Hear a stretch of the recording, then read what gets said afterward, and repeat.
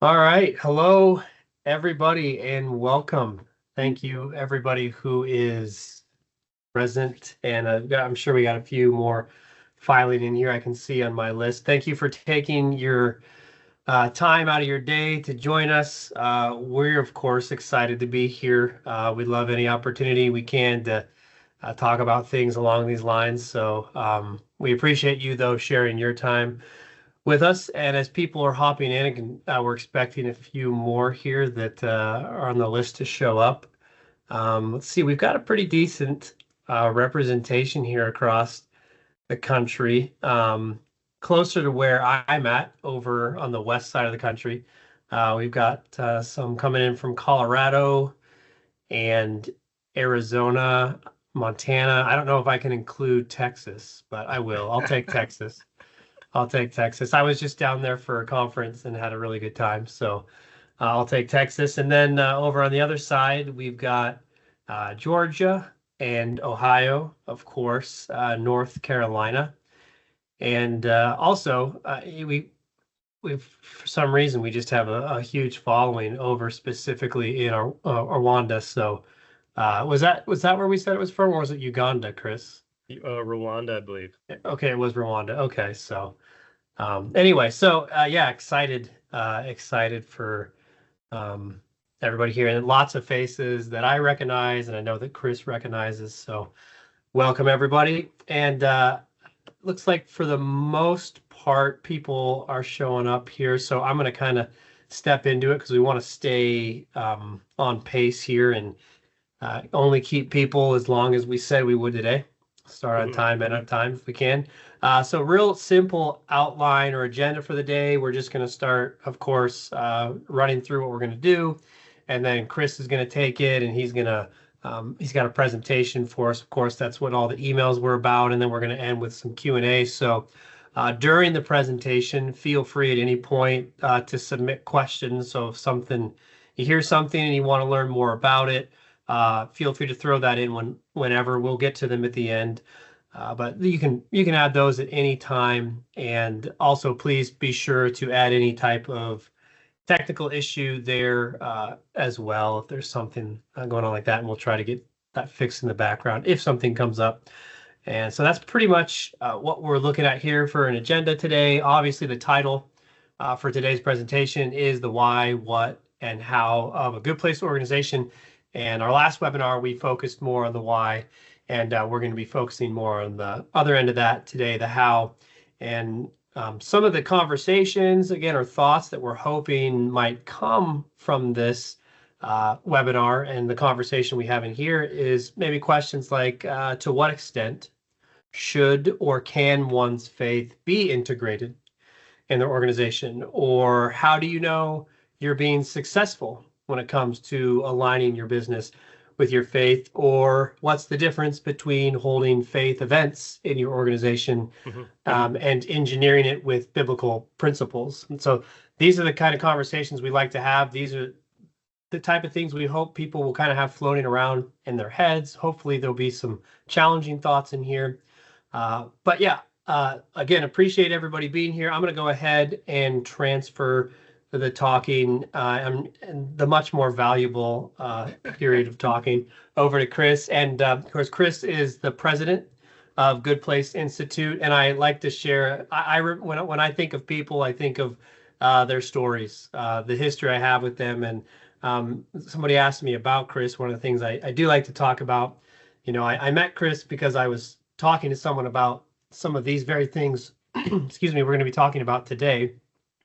And they said to me in the middle of the conversation, I need to introduce you to Chris Young because you're saying a lot of the same things that Chris Young says.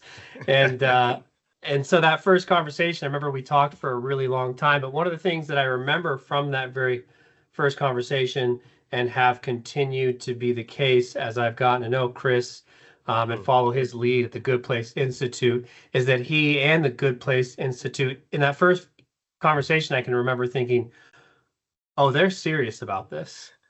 And I really appreciated that. And I don't know how often I get to run into that. Everything they were saying they were serious about, and having been able to work there alongside and under Chris, I can still say, although myself included. No one there is perfect, but we're very serious, and Chris is very serious about aligning faith and business and bringing God's principles in. And so it's a great opportunity to hear his thoughts and what he's learned on those things here today. So with that little story out of the way, Chris, I'm going to go ahead and turn it over to you. And yeah, take it away. Awesome. Gary, thank you so much. We have a really, really good group today. And so we're very thankful and we're honored that you would spend, your valuable time to learn a little bit more about Good Place, the Good Place Institute. I'm going to do a little bit of the logistics here in a second to share our screen to get us started with the presentation. And I think we should be ready here in a second. So if this is the flight you got on to learn a little bit about the why and the what and the how of Good Place and Good Place organizations, welcome. You're at the right place. I recognize several of your names, so thank you for joining us. Several of you have probably heard a lot of this before, and maybe some of you for the first time. So I do hope I hit on all the majors and what you're looking for. I like to see faces, and right now I see a lot of circles with initials in it. So I'll try to do my best because it's kind of like talking into the ether, and I'm more of a let's talk across coffee kind of person. So we'll get this going. So yes, Gary introduced me. My name's Chris Young. Do have the honor of being a part of the Good Place Institute and leading it, and I have a secondary role called Chief of Staff in our holdings company. It's called Good Place Holdings. Here's a couple ways of getting in touch with us. At the very end of the presentation or the webinar, there will be a couple QR codes if you're willing to wait to the end. If you'd like to know more and set up a complimentary consultation, there'll be a QR code for that. True to form, we did write a book about all this. You can go in more in depth than what I'm about to say with the book or the complimentary consultation. But again, there'll be some QR codes there for that. And or we could just get coffee in person. I'll be happy to buy or virtually, or check us out on social media or all those sorts of things. So to get started, just a little bit about our agenda here is I'll give a few minute overview of the Institute itself. And that actually foreshadows some of the how to we actually operate Good Place organizations. We'll kind of kill two birds with one stone on that one. But then we'll get into the idea of, how do we build and steward a Good Place organization? Again, what's the why behind that and the what and the how to? And then we'll conclude and turn it back over to Gary for some Q&A. If you guys have questions along the way that we can answer, that would be fantastic. So what is it about what about the Good Place Institute? Who are we? What's our charter? You'll learn a little bit more about this. It's really purpose, vision, mission, values kind of thing. And in short, we exist to multiply good places. That's kind of the plain glass version of it. The stained glass version of Good Place it's just a euphemism for the kingdom. So our desire is to multiply kingdom in the marketplace. How do we do that? We want to redeem the culture of organizational life and work. We want to serve and equip leaders to build and steward Good Place organizations. And then, where the organization gives people an opportunity to flourish and the organization to thrive and eventually the world to become a better place because the organization exists. I'll probably be a little bit redundant with that moving forward. But that's kind of the charter, the purpose and vision of the Good Place Institute. I hope the next question in your mind is, well, how do you know you're fulfilling that purpose? Well, we affectionately call that a key outcomes and results dashboard. And you certainly don't have to look at all the stoplight, status symbols there. But all this is a way, some people call them key performance indicators or OKRs or what have you, but they're results and key outcomes that you can monitor that indicate that you're fulfilling the purpose of the organization. And then how do we achieve those results in order to fulfill? We call these systems, or you could call it the organization of systems to achieve results to fulfill the purpose. So this is a little bit about the Institute. We try to kind of quote unquote take our own medicine or not be the cobbler's children. So we try hard to do that and apply what we teach and what we train and what we coach and consult on, obviously, to ourselves. So that's a little bit about the Institute. To get into the meat of the presentation about Good Place organizations, I'd like to start with this question first. This idea of the faith at work movement or the faith at work concept, is it different for the Christian CEO or executive director than it is for a Christian employee? Because I think we've all read, or we would admit, there is lots of wonderful material, teachings, writings, books of how to be a good Christian at work or how to live out your faith at work. And honestly, our experience is a lot of that is written from the employee perspective. Maybe there's a leadership perspective too.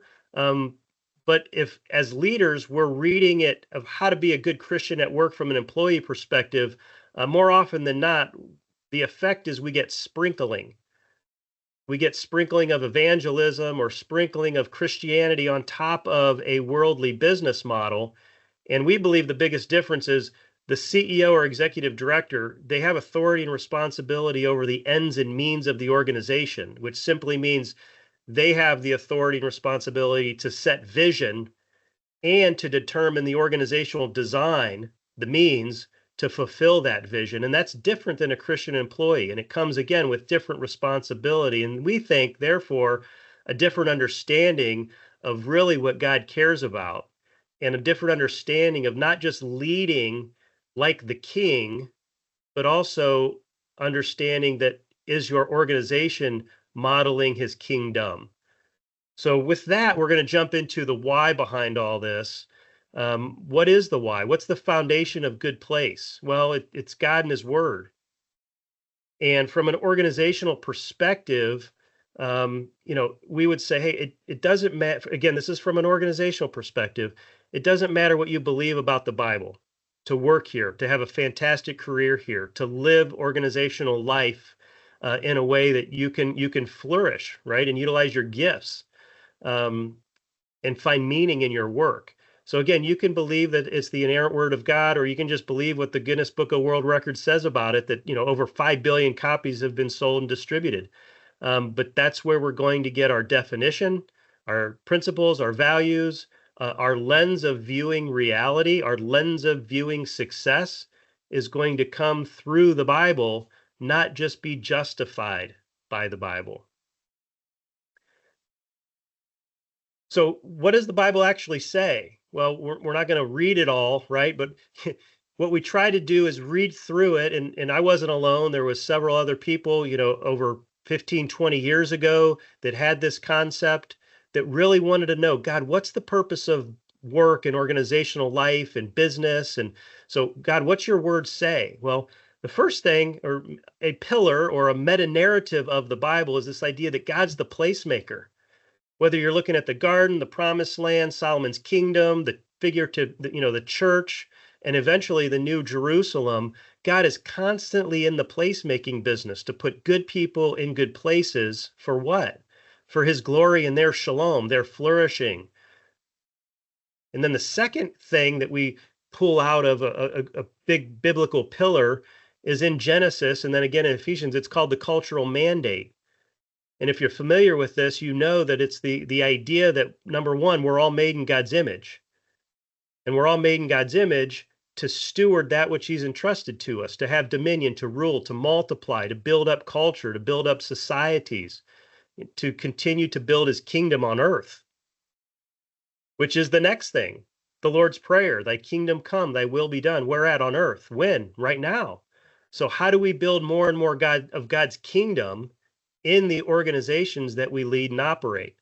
How do we do it with the great commandment to love, the great commission to make disciples, not just deciders, but make disciples? How is Jesus making disciples? One of the interesting questions I was asked probably over a decade ago was, hey, when Jesus was calling his disciples from their various vocations or their stations of life, and he said, hey, come follow me. And they followed him and they hung out with him for 3 years-ish, right? When did they get who he was? And the predominant answer that I'm getting is, well, not until Pentecost, when he left and he sent the Holy Spirit. Well, then what was he doing for those 3 years? When did he start discipling them? Well, the answer is right away. So it's ironic, and I love the church I grew up in, but I didn't learn it this way, that Jesus was actually discipling people who didn't quite get it yet. And so what's the opportunity that we have in the organizations that we lead? We have an opportunity to disciple people who get it and don't get it yet. And that's an awesome, great commission that we get to do. We have the honor of doing, of co-laboring with the King of the universe to bring about more of his kingdom and build up more disciples, teaching them how to live in his kingdom, where we spend the majority of our waking hours. We're going to blow up the sacred secular myth, we hope, and say everything is sacred. There's nothing that's secular.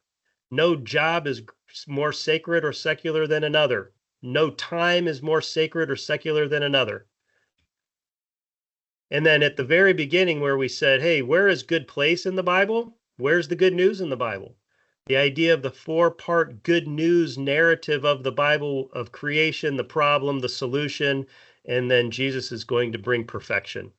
And we're going to integrate that and interweave that in kingdom success. And also, how do we build an organization that's meant to model the kingdom and bring about kingdom impact? So what does the Bible say about all of this stuff? What does it say about where work began? What does it say about why do we work? And what does it say about the purpose of work? So in short, we just learned, where did work begin? It began in Genesis, in creation, right? In the garden. And God called it good and very good. So work began and it was good. It wasn't part of the fall. Actually, the toilsome part of work is part of the problem, part of the fall, right? The next question is like, why do we work then? We would consider we're working to image the invisible God. And so therefore, what's the purpose of work? We have a phrase where we say work is a means of grace. Well, what's grace, right? Well, it's getting something you don't deserve, something better, something that you could never earn on your own. And we believe work has an opportunity to do that. Work has an opportunity to work on you, in you, and through you, to bring about the betterment of you and the betterment of those around you and the betterment of that which you work on, your products and services, your relationship with customers and suppliers. I heard a recent study reveal that 50% of Christians have never heard a sermon on work.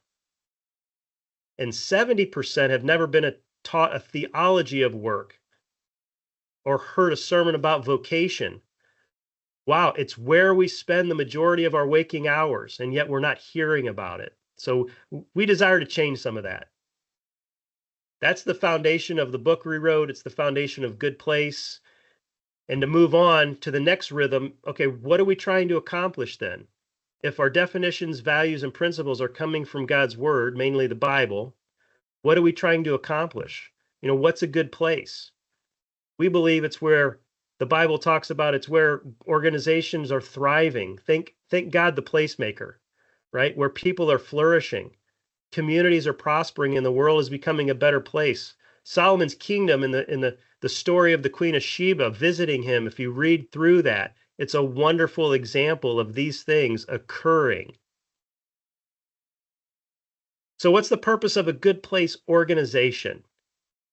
Or maybe another way of sharing it is, what's organizational success in God's economy? It's pretty much the same thing. Are we desirous of understanding what success is in God's economy?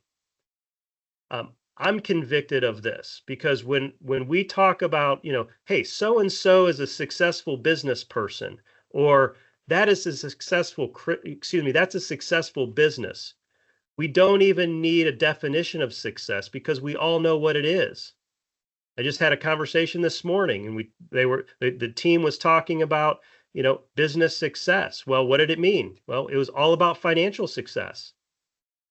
So what if I put the word Christian in front of it? that person is a successful Christian business person, or that business, not there's no such thing as a Christian business, but let's say there is, that Christian business is highly successful. Well, it means the same. The funny thing is, normally the criteria or the definition of success didn't change. It's still financial. Is that success in God's economy, or is that success in the world's economy? So by reading through the Bible, reading through God's word, we really want to know, God, what do you care about? And what would you consider success in your kingdom, in your economy? And we think in a good place, it's three things having to do with people, communities, and stewardship of that which has been entrusted to us.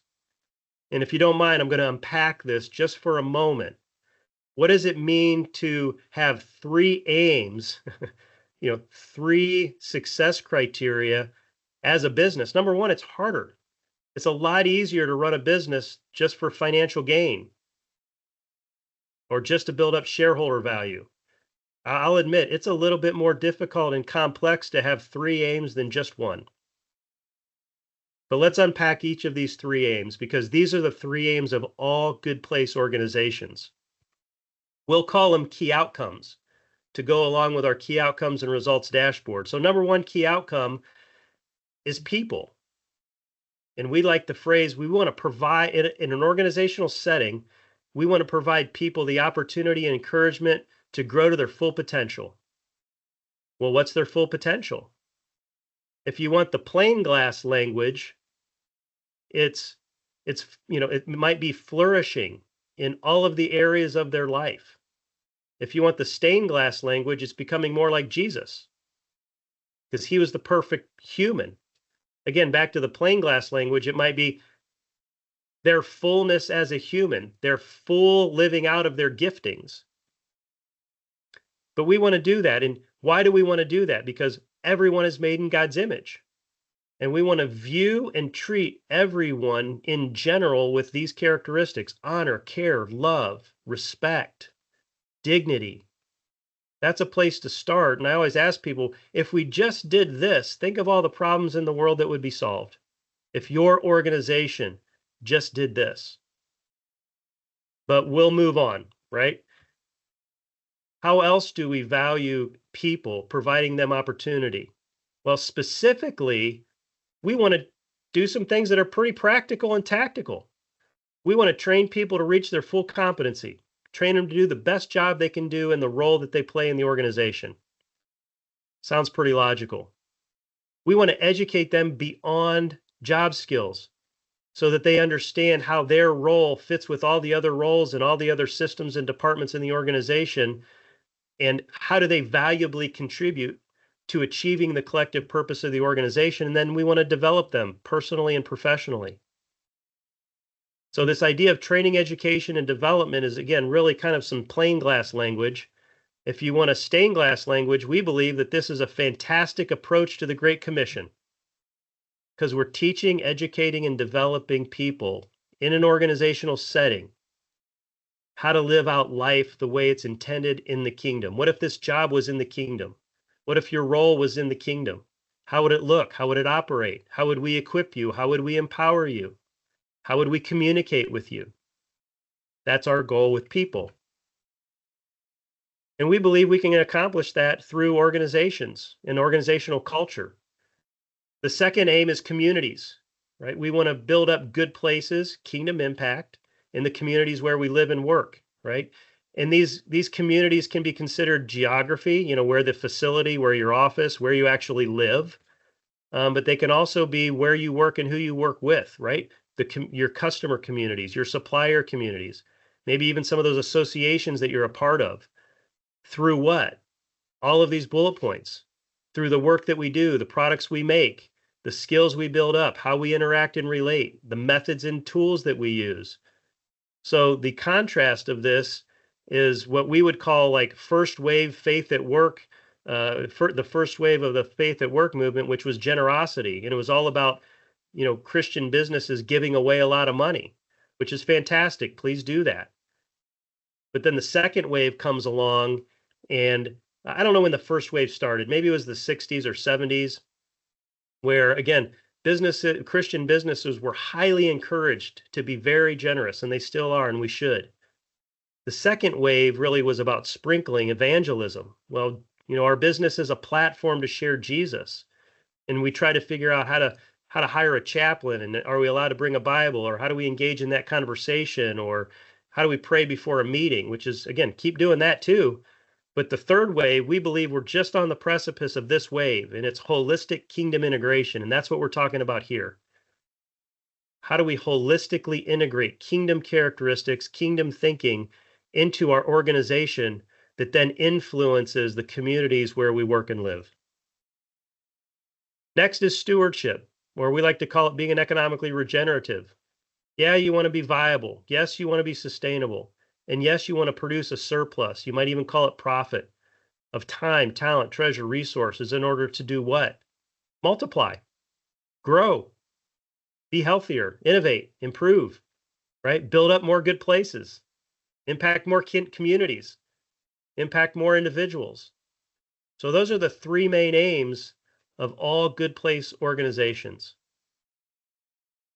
And one concept, if you don't mind me to just take a time out just for a second, because I would bet that every one of you on this call that's a leader of an organization, you have both people who believe in Christianity and the Bible and people who don't.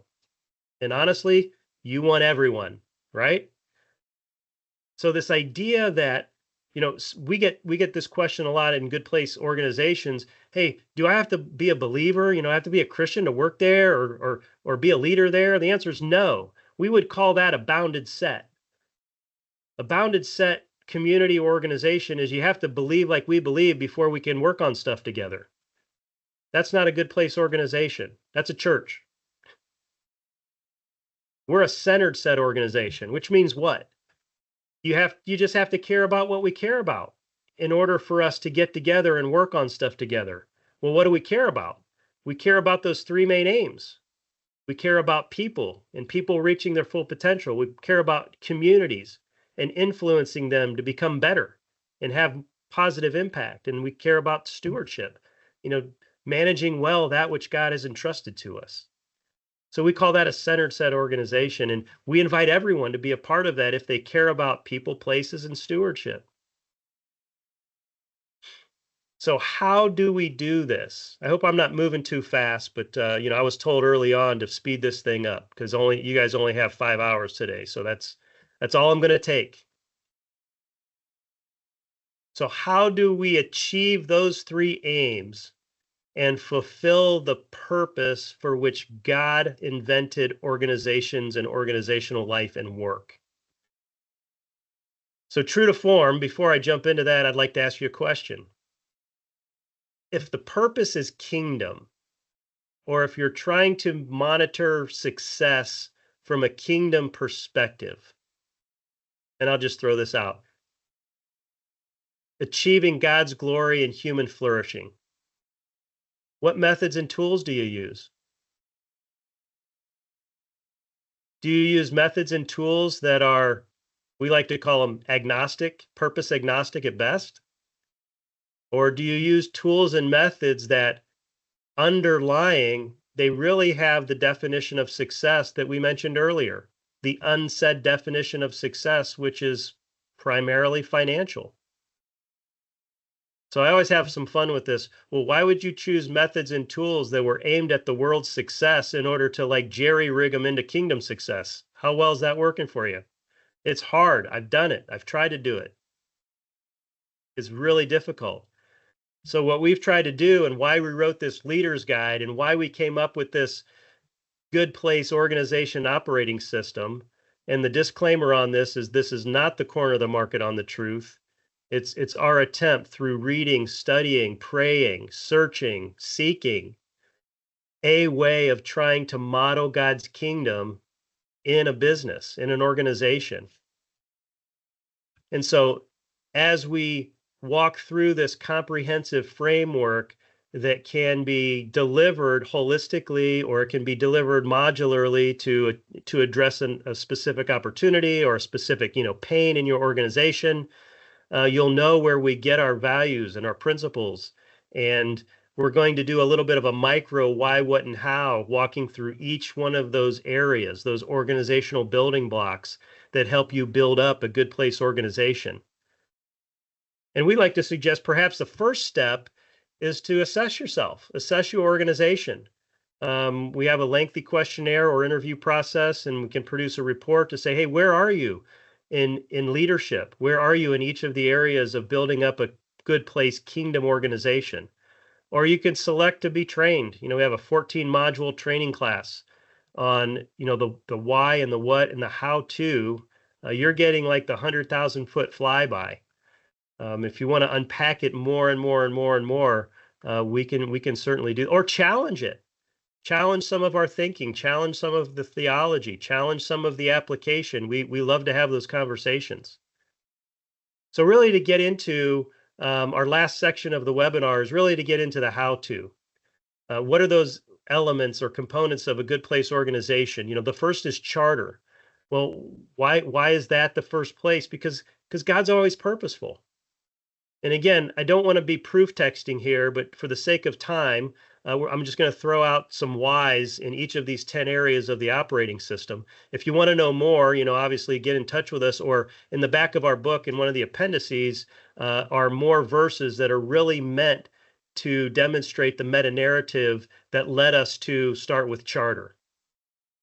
Or just for fun, and if you're a TEDx fan, you could use Simon Sinek's Start With Why, which I love. And I love the idea that he commercialized this idea of start with why. But I think he stole a 2,000-year-old idea, or maybe even long. I don't even know. But you get it. So what's a charter then?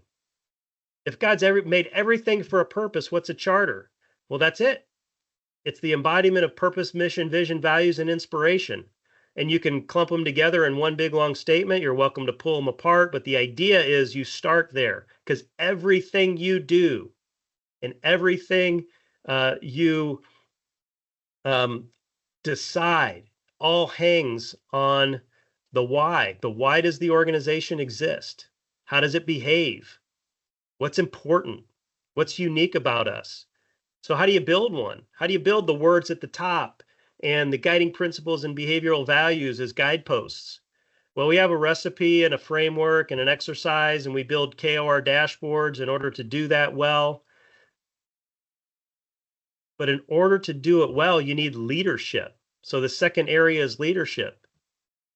The Bible describes leadership in many different ways, but primarily it's a role to serve and to steward. And as I was just in this conversation last evening about, hey, what is leadership? And so one definition could be, number one, leadership has an opportunity to determine the ends, or at least set forth a vision for the future. Leadership also gets to determine the means. How do we accomplish or fulfill that vision? And then lastly, leadership has an opportunity, or the honor, you could say, of serving those within the means, equipping them, empowering them, training, educating, and developing them in order to accomplish the vision and the ends. So we would say it starts with character. This idea of stewardship and serving starts with leadership character, and there's two types of leaders. There's governance at the board level and management at the CEO and staff level. And so we do teach board governance, policy governance, ends, means, executive limitations, 4 policy areas. We can get into that deeper if you'd like. But really the idea here is that management leaders, they serve and steward, and it starts with character. And if it starts with character, we're going to look at characters in the Bible, primarily the Sermon on the Mount, quite honestly, because it's funny, because all those leadership books that you see behind me, and I'm sure that are in your book library, if the main characteristics of leaders that people look up to, it's funny because a lot of their characteristics, maybe even a majority of their characteristics, are actually biblical characteristics. Honesty, integrity, competency, transparency, humility. They're all biblical concepts. And we write books today like they just invented them. It's interesting. And then we have concepts like the stewardship leadership cycle, leadership agendas, feedback loops between managers and employees, and stewardship planning. And again, I'll get into this in a little bit. But the next area is managing systems. Why do we want to manage systems? Creation is replete with example after example. Our body is a fantastic example. It's an organism. It's an organization of systems in order to do what? Accomplish the purpose for which God designed it. Our ecosystem is the same way. I could go on and on and on and on. And we have a mantra where we want to manage systems and value and develop people, not just manage people, or honestly, not just manage heroes. Well, how do we do that? Well, again, we have tools and templates within the operating system of identifying major systems and understanding what the purpose of those major systems are, and understanding what key outcomes and results those systems should achieve in alignment with the overall charter. And we have a way of documenting that, from processes to activities to what positions play roles within the system. What tools and resources do they need? What knowledge, skills, and abilities do those positions need in order to use those tools, to perform those activities, to accomplish those process steps, to achieve those outcomes, to fulfill the purpose? And it's interesting, if you document all of that, including some feedback loops, we're all of a sudden describing how we steward our people, and how we train and educate and develop our people, because everything I just described shows up in a job description. And I'll get to that in 2 seconds. But why do we want to train and educate and develop people? Because, like I said before, we want to provide opportunity and encouragement for them, every member of our organization, to reach their full potential, their full humanness, their fullness. John 10:10, Jesus says, "This is why I've come. I've come that you could have life, and life to the full." That's what we want to try to do in organizations. So how do we do that? I just mentioned it. We affectionately call this purpose to people. What's the charter of the organization? What are the key results? What are the major systems? And for every major system, what's the purpose? What are key outcomes? How do we document the system? And for every person in the system, they should have a job description that aligns them to the purpose. They should have training, a learning path in order to understand, again, how to do the best job they can do, educate them to how that job is important and how it works with all the other jobs to fulfill the main purpose. And then how do you get feedback? So honestly, we're not big fans of performance evaluations. We are big fans of feedback loops. And if you want to talk about that, I'd love to talk about that, because that's a fun discussion to have.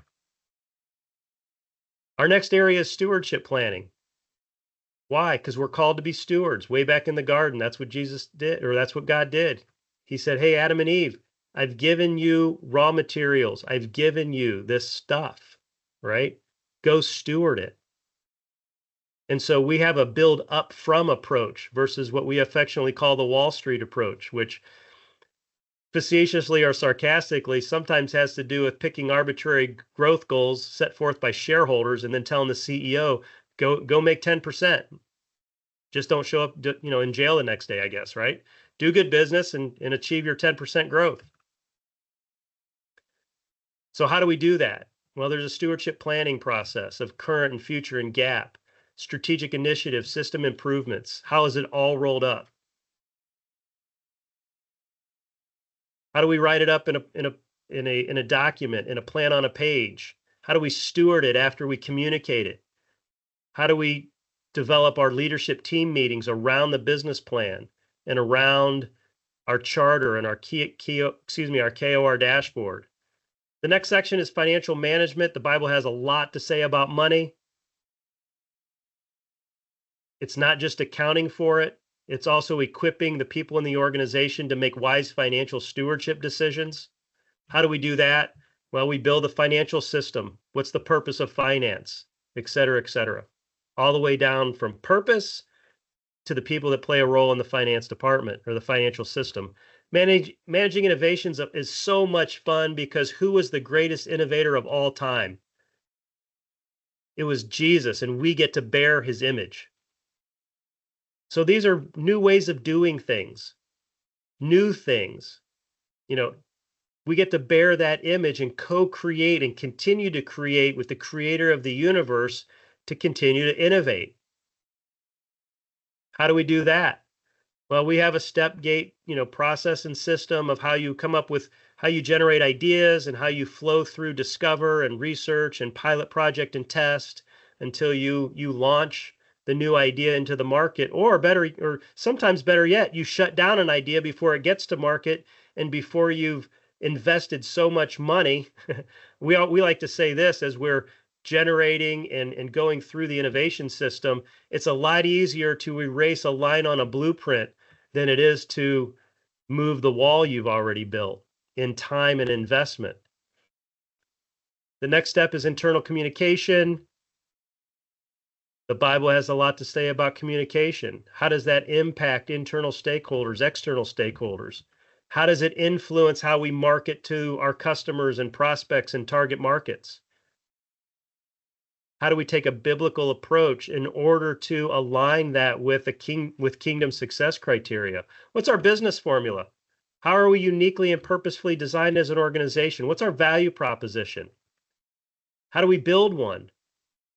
What's our organization look like? Not just organization chart-wise, but functionally.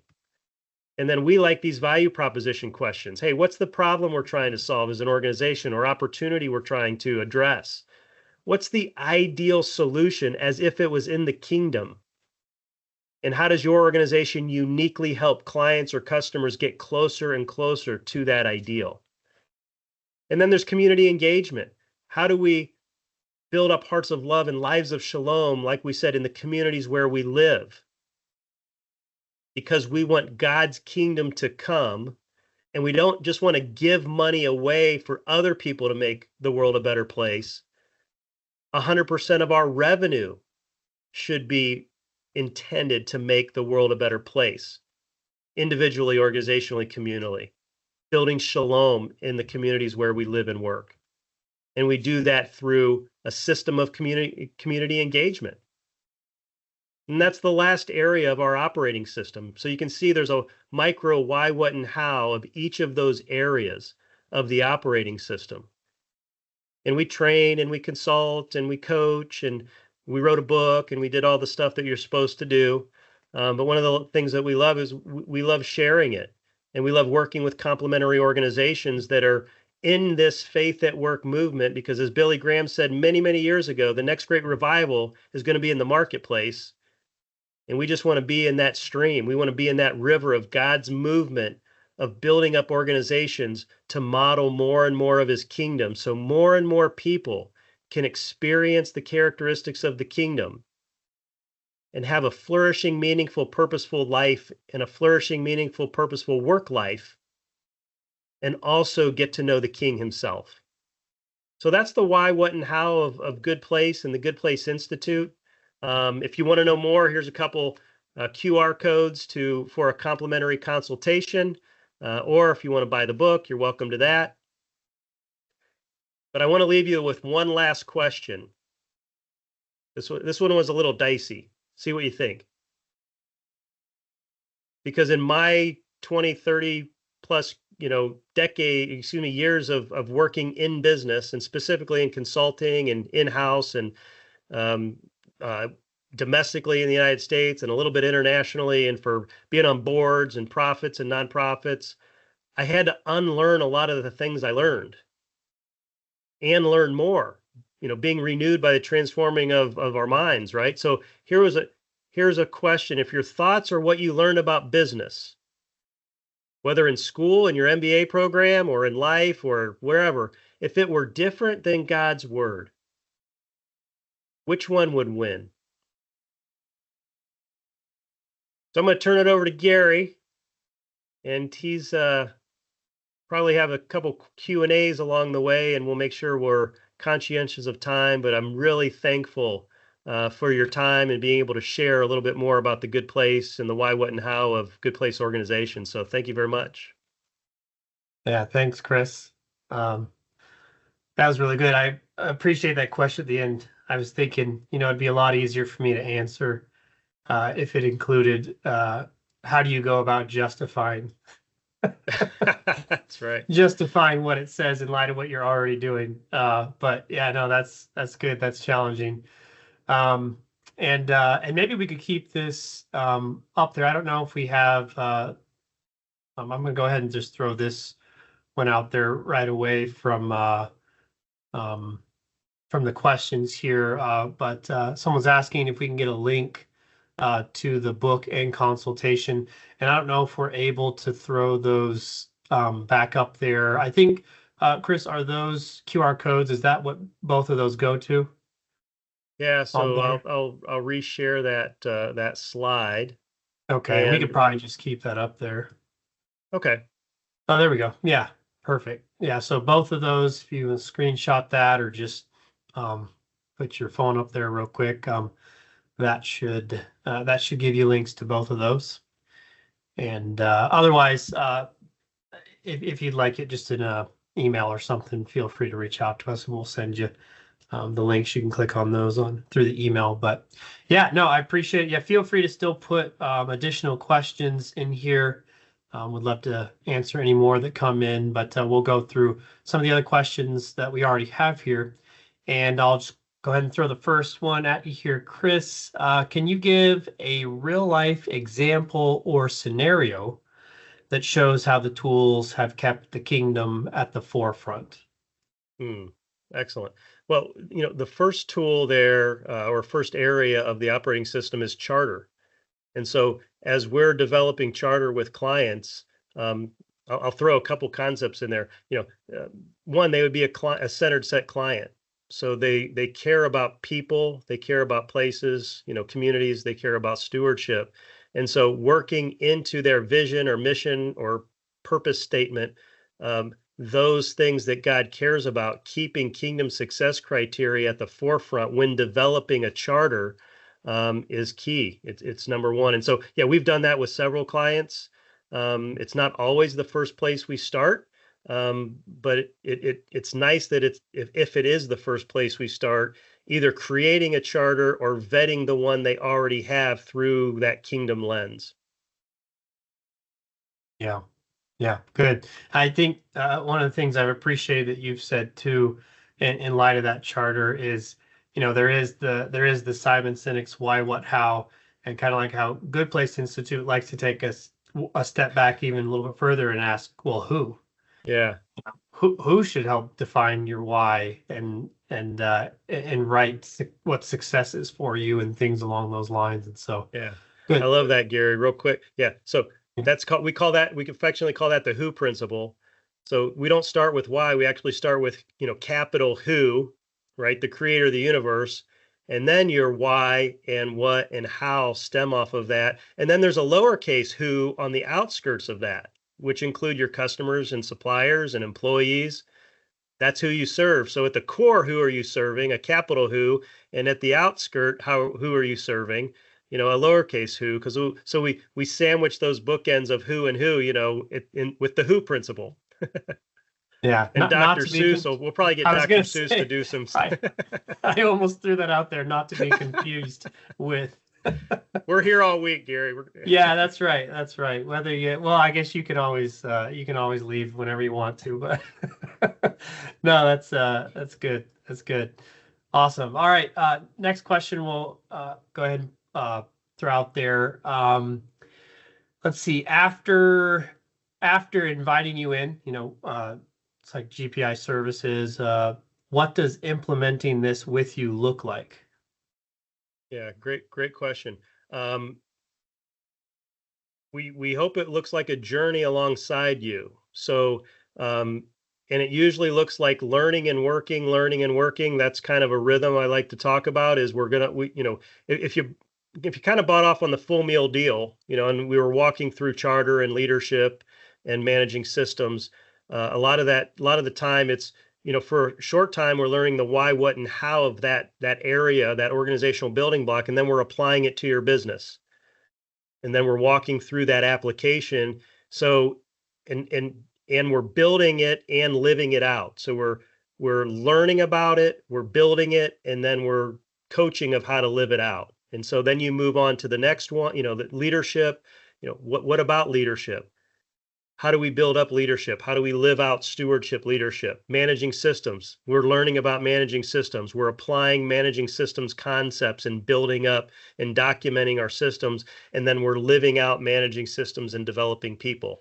So that's kind of the rhythm if you were to walk through each one of those areas of the framework. Yeah. And we Yeah, do that cool. in person. We do it virtually. Honestly, just for the sake of answering the question a little bit further, we are working with people locally. So, we show up on site, or we're working with people across the country and even a couple outside of the country. And obviously, we do that virtually. Yeah. Yeah. Great. Thanks. And so wondering, I'm skipping back and forth here. We've got some questions in the chat, and then you can also submit them through our Q&A. So I'll just kind of jump back and forth between those. But so yeah, another question here. Who in an organization is normally the person who watches or monitors the chart of success? Yeah. First, it's the CEO. And usually second, it's the executive leadership team. So if we're talking about the charter key outcomes results dashboard, it's the CEO and their leadership team. And then you drop a layer, and for every major system, depending on the scale and complexity of your business, this isn't always true. There's purpose and key outcomes and results dashboard for each major system: marketing, sales, operations, finance, HR, etc. And that would be the leader of that department, right? Or that system. And maybe they have a leadership team as well. But the idea is to get people involved and knowledgeable and communicating and understanding what are we, these are indicators of achieving the purpose of the organization. So you want to communicate them appropriately to as many people as possible, so they can understand how they align and integrate to the collective purpose of the organization.